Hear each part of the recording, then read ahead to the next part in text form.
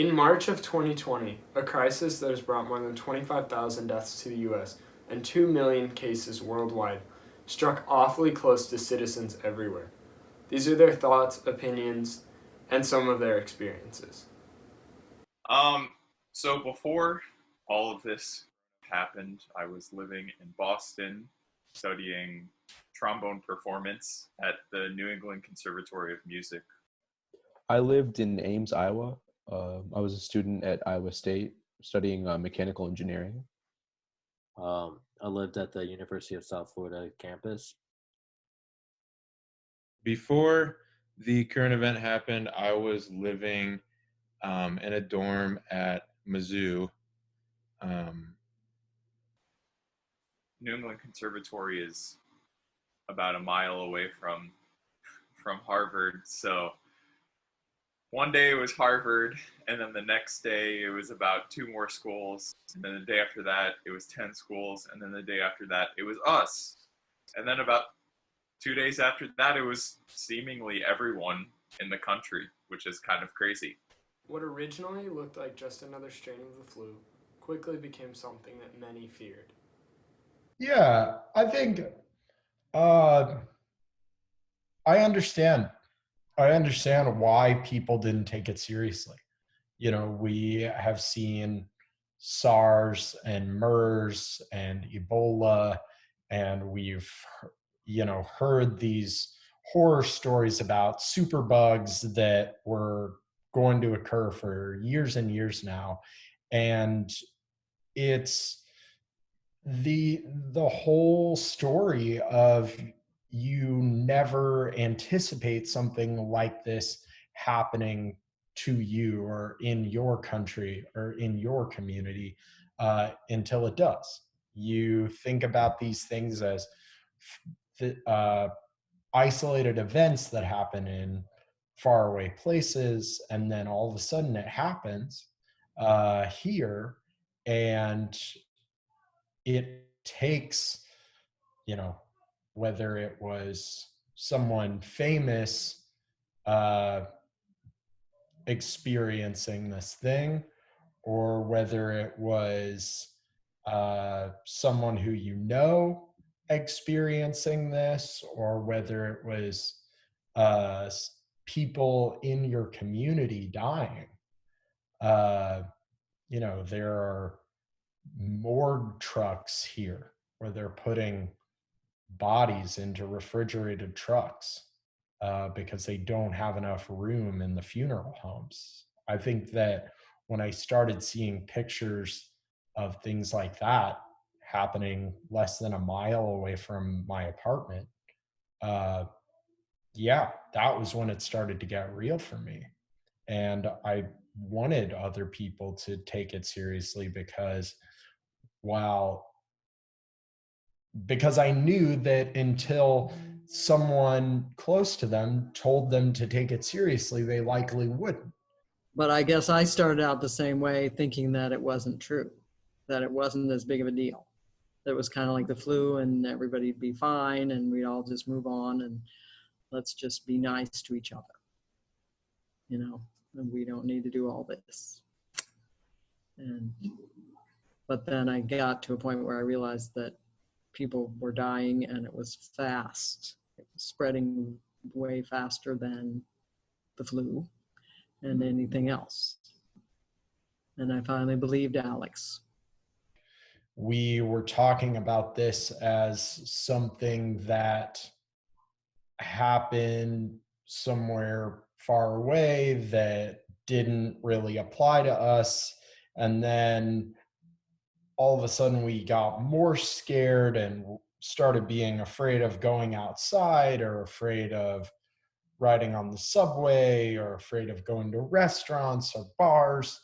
And then pretty soon, a week or 10 days later, everything was closed and no one was going outside. And all of the articles and the news that we were hearing was a lot more about how deadly this was going to be. I think I became more and more nervous to go places And I became more and more nervous at work just because I was a waitress and the demographic of people that would go there was like older people. So I think I was more nervous, especially since I live there alone. I don't live with any family nearby. So I think it made me nervous to get sick and suffer by myself, or to accidentally get sick and give it to somebody at my job. So I think I just became like really scared and nervous. Many people were displaced from their homes and schools and left to fend for themselves.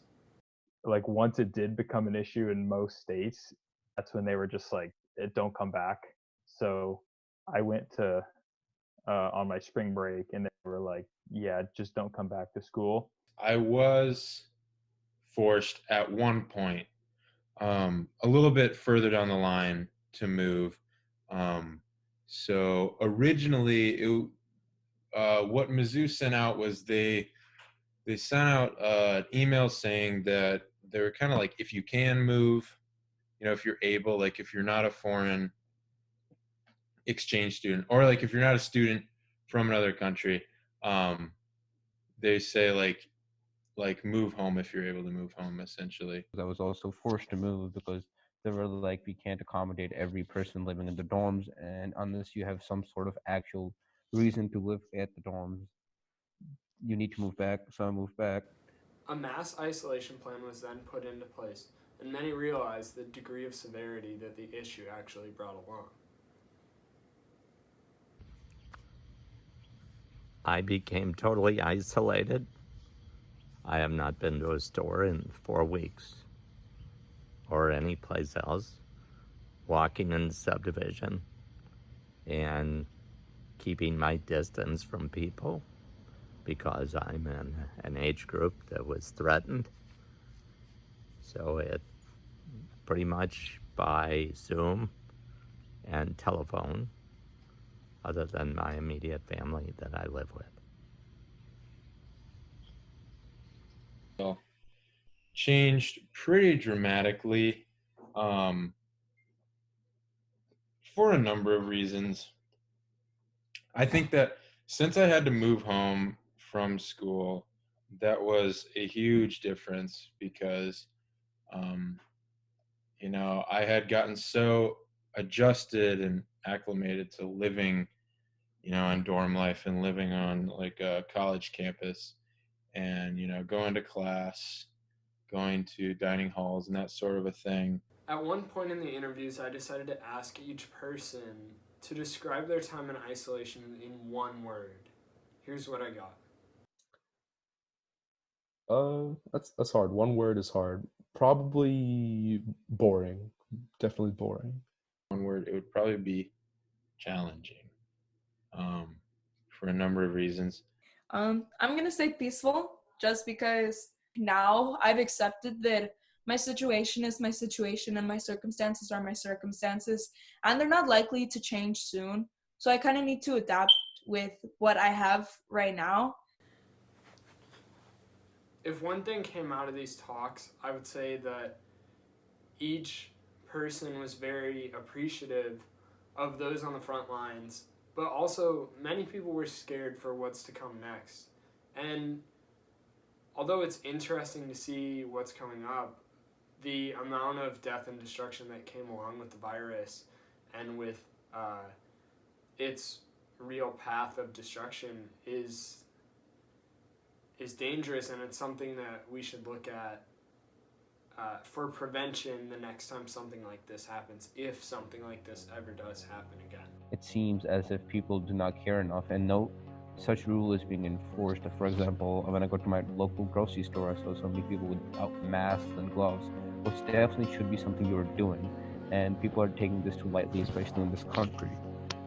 So I think, like, even though I'm just sitting at home and watching Netflix and all that stuff, I know that that's definitely not the case for everybody, and I know that this is something that's going to be printed in textbooks like years from now. I know this is something that's going to go down in the history books because it's something like brand new that we haven't seen before as like a society.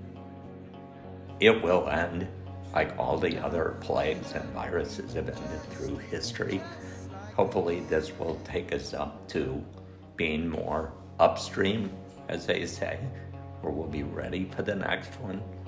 And we've learned a lot of things. We have good technology now. As far as the people on the front lines, I just have ultimate respect for those people.